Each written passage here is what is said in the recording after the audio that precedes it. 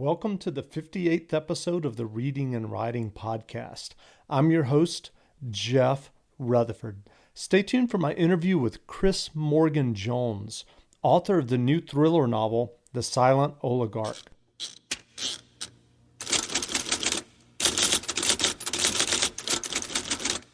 Welcome back to the Reading and Writing Podcast. My guest today is Chris Morgan Jones, author of the new thriller novel, The Silent Oligarch, available in bookstores and as an ebook now. Alan First, the best-selling writer, had this to say about The Silent Oligarch. The Silent Oligarch is beautifully written, clean, and terse, but you won't notice because you'll read just as fast as you can. Chris, welcome to the podcast. Hello. Thanks for having me. Sure. Well, as we begin, I wanted to see if you could read the first 3 paragraphs of your book. Let me just set the scene very briefly. This is the prologue to the book, and it takes place 10 years before the apologies that nothing exciting happens in these first 3 paragraphs, but you don't have to read very much further to come to the exciting bit. So with that preface, high in the air, Webster watches the unbroken desert flow past, a deep copper red in the dawn, the sand ridged like waves rolling down towards the south. Next to him, Inyesa lies curled up, and the drunken songs of the Russian engineers across the aisle. Below, the sand gives way to grass in the vast Kazakh plain, and in the distance, if he presses his face to the window, he can see the Alpine mountains rising and stretching east into China. He glances across at Inyesa. She's small enough to be comfortable in her rigid seat, her knees pulled up against her chest like a child. It's rare for her to be still, rare for her to be silent. She opens her eyes for a moment, moves a lock of black. Webster tries to rearrange his aching legs against the seat in front. 5 hours overnight from Moscow. He wouldn't suffer this for anyone else. Great. Well, if the listeners haven't heard about The Silent Oligarch yet, can you describe your new novel? Yeah, of course. It's about a man forced to realize by events that halfway through his life, and possibly too late, he's sold his identity and maybe his soul to the Russian oligarch he's been working for the last 20 years. There's an English-Dutch lawyer who went to Moscow in his 20s, in the early 1990s, when the Russian economy was just opening up, to seek his fortune. And it was his bad luck to find it there in the form of a client whose name is Konstantin Malin, who, when they meet, is just a lowly bureaucrat in the energy ministry, but when the book opens, has become enormously powerful and very, very wealthy, stealing money from the Russian state.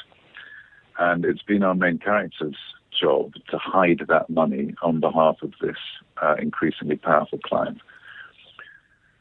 Into their lives comes a London-based investigator who's been charged with destroying Malin by destroying his reputation and removing him from office in some way. And the investigator realizes that the way to do this is through the economic frontman that Malin has been using all this time. And the story is about the relationship between the investigator and his target, and how it develops and how it becomes ever more perilous and ever more difficult for them to get out of individually as well. Great. Well, unlike some writers who have to do a ton of research before writing a thriller novel, I understand that you spent many years working for one of the largest business intelligence agencies. Did you still have to do a lot of research, or did your background and knowledge just come spilling out when you wrote The Silent Oligarch? This one required very little direct research. I mean, there were some small moments along the way where I had to make sure that my facts were straight. But yeah, I worked for a company called Kroll for 11 years, and Kroll is the world's largest business intelligence company. And that meant that, my job every week, pretty much, clients come to me asking me to find things out, and in a way, asking me to complete stories that they only have the beginning of, if you see what I mean. So they come and they say, I'm about to do business with this immediately, or they come and say, this character's stolen all my money and I need to know where it's gone. It would be my job to fill in the blanks. And so I was lucky enough to leave with a lot of stories under my belt.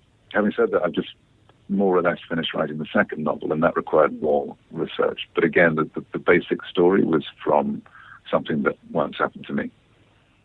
Great.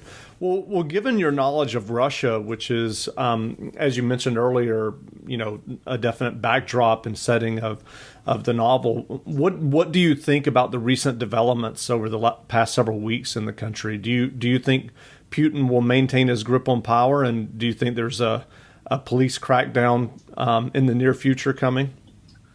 I have a nasty feeling it will, I'm afraid. I think it's very exciting what is happening in Russia at the moment because, in a way, it's a popular revolution in a way that in the way that the last revolution there in the early 1990s was not. And the populace of Russia is finding its political voice, I think, for the first time in a very, very long time, for centuries, possibly longer. And despite that, I think it would be very surprising if Putin didn't win the presidential election in a couple of months' time, because the majority of Russian voters still take their information from television. And the state broadcasting apparatus is so utterly controlled by the state. All broadcasting in Russia is so controlled by the state that it's very difficult to get alternative political voices heard. That's one problem. The other problem is that the opposition in Russia is nothing like mature enough to really take on somebody as politically adept as Putin just yet. And so I wouldn't be surprised if we saw him back in power in March. And then what I think the interesting thing then will be how he seeks to contain growing unrest. And he'll do one or two things. He'll try and accommodate it in some way, or he'll crack down on it, which is something you suggest in your question. And whether he does the former or the latter, I think is, I'm hoping it's the former, but I fear it's the latter because I think his instincts are quite old-fashioned, and his instincts were, of course, formed while working for intelligence agencies in Russia, and they tend not to be very politically forward-looking. So it's exciting, but I think that to get one's hopes up at the moment would be foolish. I think the greatest source for hope, in fact, is the increasing power of the internet in that country. There are more Russian, I can't remember what the statistic is precisely, but Russian uptake of internet access is extraordinary. It's great. It has greater penetration than many Western European countries. And as that happens, it becomes increasingly difficult, despite the monopoly of state media, to hide all the information all the time. And so it's becoming leakier and leakier. And I suspect that in 10 years, Russia will look a very different place. I hope in a good way. Interesting. Well, have you always been interested in writing fiction? When you were working at Kroll, as you talked about earlier, were you always in the back of your mind knowing that you were planning to write a novel, or what prompted you to sit down and write The Silent Oligarch? Well, I think I always had it in the back of my mind as a potential vanity project.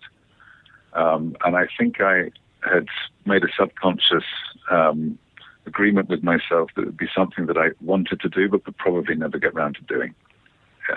And like my golf game would be one of the great unexplored talents of my life.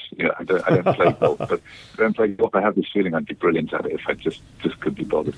What happened was I got the opportunity, I got time, and I left Kroll to set up a business which started like a week after Lehman Brothers collapsed, which was not a very good time to start a new business. And after a year of trying to raise funds and trying to get it going, it became clear that it wasn't going to happen. And I started looking for work again. And while I was doing that, I decided to write. And so it quickly became clear to me as I wrote the first chapter that I was enjoying it an awful lot more than looking for work, certainly, and possibly more than work itself. And then I was lucky enough. My wife works in publishing and has spent a career, assessing whether the books are any good or not. So I handed her 5 chapters a little later on, with my heart in my throat, and said, "Could you tell me whether I should carry on with this, please?" And she liked them. It was a very good sign. So, but to answer your question directly, not really. No. Not really. I mean, I wish I could say that it had been my lifelong ambition. I think that it's something that I'd always thought I would love to do, but didn't quite have the courage. Didn't have the courage to entertain as a serious prospect. Right. And so what was the process like for you in writing that first novel? Did you kind of write a proper outline or summary, or did you just write more organically and kind of see where the story took you? What was that like? I had a very strong idea to begin with of who the 2 central characters would be. And I didn't really know where the story was going to go. And so the first thing I did was sketch out these 2 characters and just wrote a little file on each about who they were and how they ticked. And then I wrote an outline of the plot, which, because all plots are complicated, I'm coming to realize, and this one has some special challenges because it has the book's written from sort of dual perspective switches between the 2 characters from chapter to chapter. And so it was a book, certainly for a first time. I needed to write it all down. Then I wrote it, and various things changed, of course. So I think it's an analogy that's been used a lot, but it is a useful one. Is that the plot I mapped out was just that. It was a map. And then it was up to me whether I deviated from it or discovered some shortcuts as well, which also happened. Right. And so given your experience of writing the novel, is there anything that you took away from that you would offer as advice or tips to someone else who's sitting down to write their first novel? Yeah, lots of things. I'll try and choose the top 2 or 3. One thing, these may sound like little things, but actually some of them are pieces of advice that were passed to me that I found extremely useful. One, this is actually probably the most useful thing, don't trust what you consider to be your best work.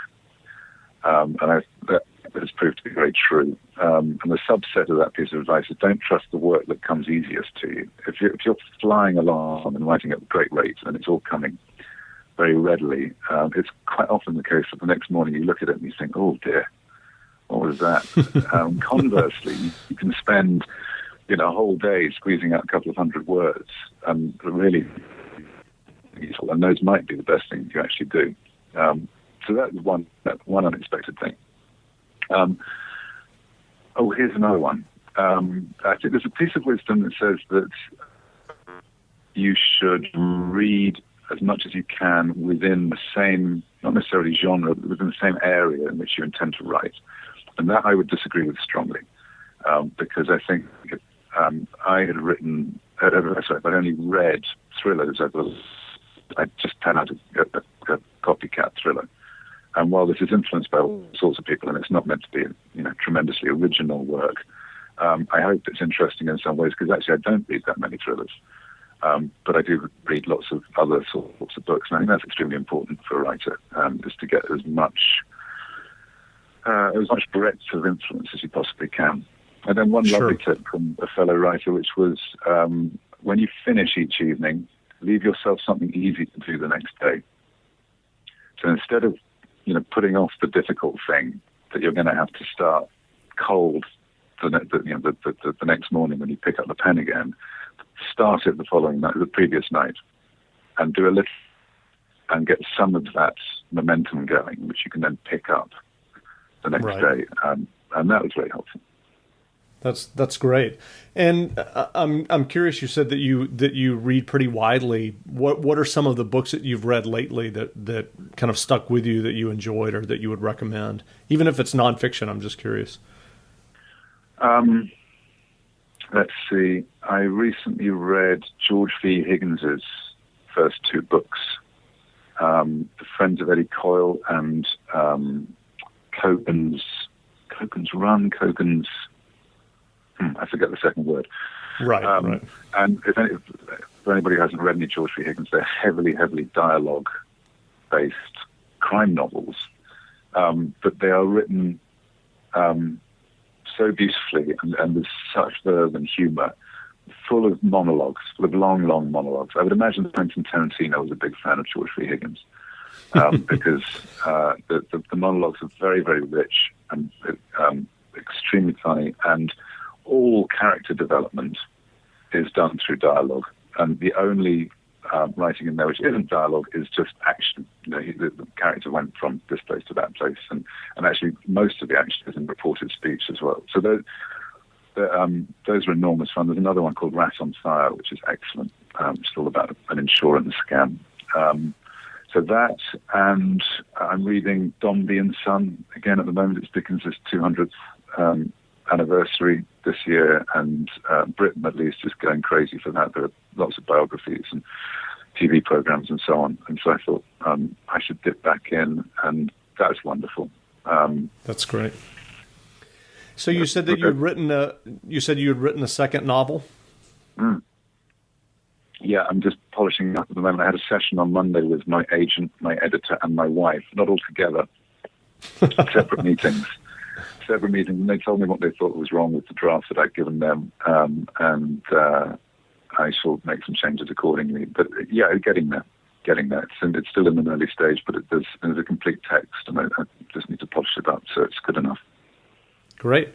Well, where can people find you online? At chrismorganjones.com. Which is my website, which I look after, and actually, otherwise at Penguin, who are my US publishers, or at Macmillan, who are my UK publishers. Right. But from my website, you can get to all those places. Okay. Well, again, we've been speaking with Chris Morgan-Jones, author of the new thriller, The Silent Oligarch, published by Penguin Press and available in bookstores now. Chris, thanks for doing the podcast. My great pleasure. Thank you.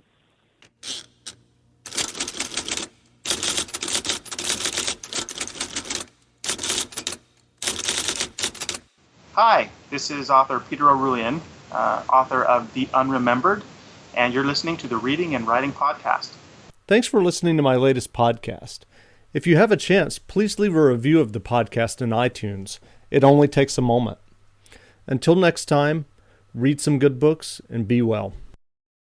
Susan, it's so great to finally be able to get together again. Oh, it sure is. And I really appreciate you picking up the bill. I'm happy to. I've got the extra cash. Since we've all been driving so much more again, I've been using Get Upside, the free gas app that pays you cash back for every gallon of gas you buy. Wait a minute. Are you saying you actually get paid cash when you buy gas with the Get Upside app? Yes, up to 25 cents a gallon. Cash back every time I buy gas. Does that actually add up to anything? Some months I make $200 to $300. Wow, that's serious extra cash. I'm downloading the free Get Upside app now. Download the free Get Upside app now in the App Store or Google Play to save up to 25 cents a gallon when you buy gas. Use promo code PHIL for a 25 cents a gallon bonus on your first tank. That's up to 50 cents a gallon on your next fill-up. You can cash out anytime to PayPal or an e-gift card for Amazon and other brands. Just download the free Get Upside app and use promo code PHIL for a 25 cents a gallon bonus on your first tank. That's code PHIL.